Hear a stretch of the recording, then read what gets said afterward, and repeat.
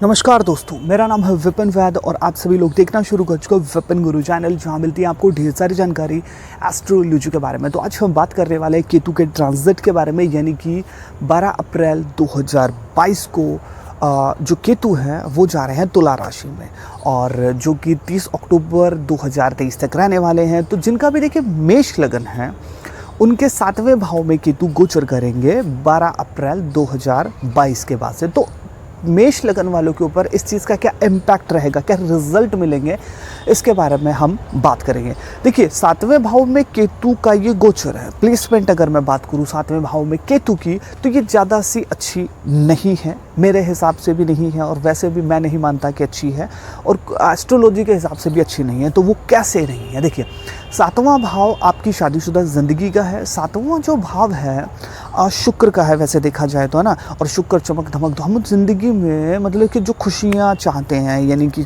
जो भी, यानी अच्छे से अच्छा हमारा पार्टनर हो, रिलेशनशिप में भी अगर मैं बात करूं, क्योंकि देखिए अब एक चीज़ और जुड़ेगी यहाँ पे कि रिलेशनशिप 7वें भाव में कैसे आएगी। देखिए, आपका जो भी पार्टनर है वो 7वें भाव में, 7वें भाव में बिजनेस है, कौन नहीं चाहता कि उसका बिजनेस अच्छा रहे। 7वें भाव में आपका हर तरीके का पार्टनर है, चाहे आपका रिलेशनशिप में पार्टनर हो, चाहे शादीशुदा आप हो, उस आपका लाइफ पार्टनर हो, चाहे बिजनेस पार्टनर हो, वो भी 7वें भाव में ना। हर तरीके का जो आपका पार्टनर है वो 7वें भाव में ही है। शादीशुदा ज़िंदगी वहाँ है, आपकी डीलिंग भी वहाँ है। लोग आपको ये कहें कि हम आपके साथ हैं भैया, आप काम करो, वो भी 7वें भाव से है। तो 7वां भाव वैसे देखा जाए तो 7th जो हाउस है वो शुक्र का है।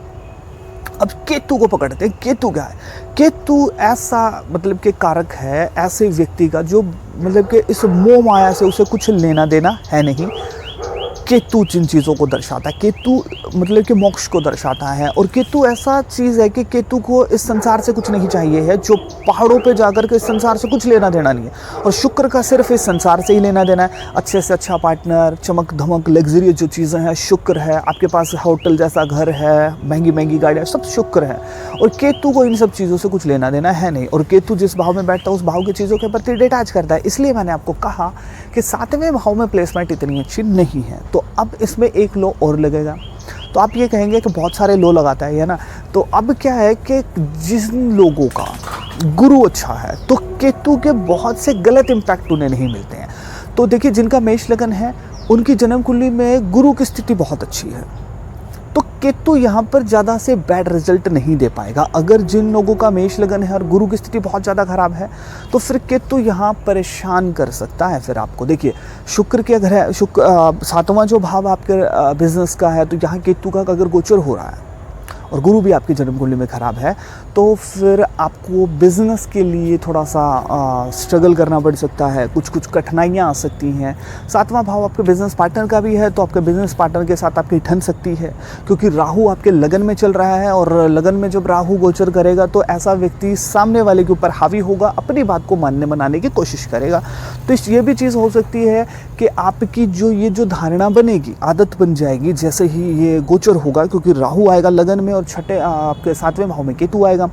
तो राहु अपनी बात को ऊपर रखेगा, है ना। वैसे तो कूटनीतिज्ञ भी बनाएगा, लेकिन राहु अपना काम करेगा कूटनी और हावी भी होगा। 7वें भाव में आपके हर तरीके का पार्टनर है, चाहे आप वो रिलेशनशिप में ही क्यों ना हो, चाहे आप शादी आपकी लाइफ पार्टनर क्यों ना, उन सबके साथ आपकी खटपट के माहौल क्रिएट करा। यहाँ से जो केतु है वो आपके 11वें भाव को भी देखेगा। अब 11वां भाव आपकी इनकम का है, तो हो सकता है कि आपने किसी को पैसे दिए हों, वो वापस आने में दिक्कत आ जाए, या फिर आपकी जो सैलरी बढ़ चुकी है उसमें दिक्कतें आ जाए। तो 11वें भाव की चीज़ों के प्रति कुछ दिक्कतें आ सकती हैं। अब यहाँ से जो केतु है आपके 3rd हाउस को भी देखेगा।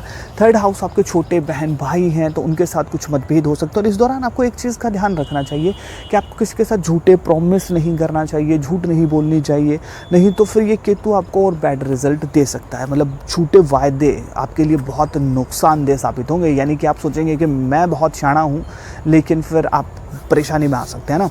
और यहाँ से जो केतु है वो आपके 3rd हाउस को देखेगा। अब तीसरा भाव आपके छोटे बहन भाइयों का, उन्हें तकलीफ़ें हो सकती है, आपके पराक्रम में कमी बन सकती है। और अगर आप कोई छोटी मोटी यात्रा करेंगे तो वहाँ दुर्घटना के योग भी बन सकते हैं, क्योंकि केतु की दृष्टि तीसरे घर के ऊपर आ रही है। देखिए, ये जो केतु का ट्रांजिट है, तो ये केतु तो 7वें में कुछ मतलब प्रॉब्लम क्रिएट कर सकता है, वो भी सिर्फ उनके लिए जिनकी जन्म कुंडली में गुरु की स्थिति अच्छी नहीं है।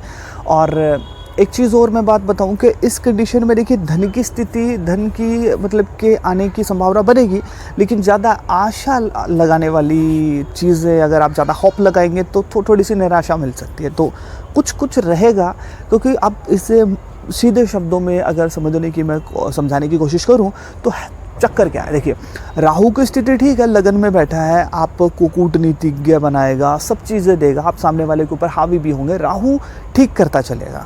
लेकिन जो केतु है वो आप अपनी ये आप इसे ऐसे जोड़ के देख सकते हैं। देखिए आप तो बहुत अच्छा दिमाग लगा रहे हैं, लेकिन आपके पीछे से कुर्सी खींच के ले जा रहा है कोई, क्योंकि 7वां भाव आपके साथ सपोर्ट में खड़े होने वाले लोगों का है। अब यहाँ से केतु 3rd हाउस को देखेगा, आपके पराक्रम का है, यानी कि आपके नीचे काम करने वाले लोग हैं, आपकी टीम है। तो केतु अपना मतलब कि है ना, राहु कहीं ना कहीं संभालता नजर आएगा और केतु कहीं ना कहीं आपके पीछे से कुर्सी हटाता नजर आएगा। तो ऐसा सा फल रहेगा मेष लगन वालों के लिए। तो राहु कुछ ना कुछ बेहतर करता नजर आएगा, लेकिन केतु कुछ ना कुछ खराबी, और वो भी खराबी सिर्फ उनके लिए होगी जिनकी जन्म कुंडली में गुरु की स्थिति खराब है। और जिनकी जन्म कुंडली में गुरु की स्थिति भी अच्छी है तो फिर उनके ऊपर तो भैया सोने में सुहागा है, कोई प्रॉब्लम ज़्यादा सी आएगी नहीं। अब बात कर लेते हैं, देखिए उपाय क्या करने चाहिए मेष लगन वालों को। देखिए आप काला सफ़ेद कंबल का दान कर सकते हैं किसी ज़रूरतमंद को जो उसे इस्तेमाल करें, और काले सफ़ेद तिलों का आप दान कर सकते हैं। और 7वें भाव को अगर ये केतु खराब कर रहा है तो आप 7वें भाव का अगर मैं बात करूँ शुक्र का है तो शुक्र को अच्छा कीजिए। काले रंग या सफ़ेद रंग की जो भी आपको गाय मिले उसे हरे रंग का चारा आप खिला सकते हैं। इससे आपके रिलेशनशिप में, आपके अगर मैं बात करूँ शादीशुदा ज़िंदगी में ज़्यादा सा असर नहीं रहेगा। और हरे रंग का चारा मीन्स के बुध, ग्रीन कलर, तो आपका बुध भी अच्छा होगा, तो फिर आपको व्यापार में भी ज़्यादा से दिक्कतों का सामना नहीं करना पड़ेगा। वीडियो आपको कैसे लगी कमेंट सेक्शन में जरूर बताइएगा। आप मुझे इंस्टाग्राम के ऊपर फॉलो कर सकते हैं विपिन गुरु चैनल। मिलता हूँ किसी नई और बेहतर वीडियो के साथ। जय श्री कृष्ण।